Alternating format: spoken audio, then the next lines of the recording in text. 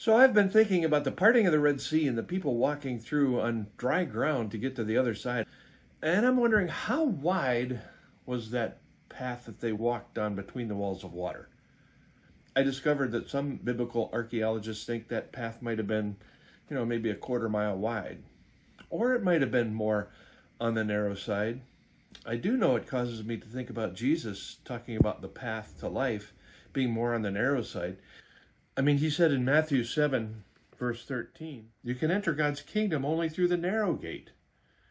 The highway to hell is broad, and its gate is wide for the many who choose that way. But the gateway to life is very narrow, and the road is difficult, and only a few ever find it. So why a narrow gate? Why a narrow path? When I was attending Asbury Seminary in Kentucky, around Easter time, there was a huge ice storm. And so I took my chainsaw down to a local tree company and offered myself to help with all the cleanup. And I was assigned to a tree removal truck with a big boom on it, large truck. And one day the project was on a horse farm. And we started entering that horse farm through what I thought was a really narrow gate.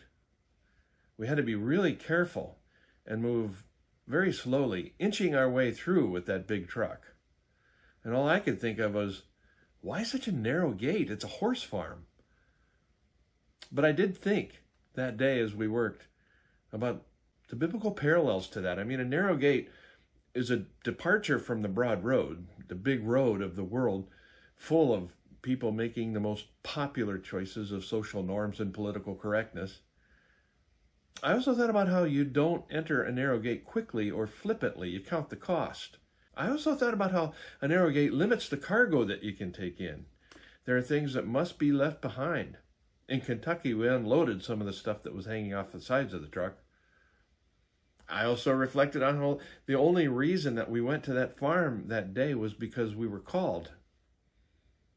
Jesus is calling. It turns out that narrow entrance that day that we went through led to some beautiful private homes.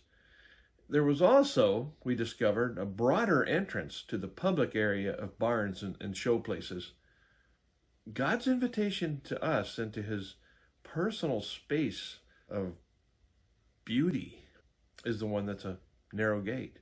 So I'm thankful that the path through the Red Sea was just the right width, and the stone rolled away from the tomb was just the right size, and the gate that Jesus calls us through might be narrow, but it's big enough for anyone who will choose to hear Jesus calling and enter in.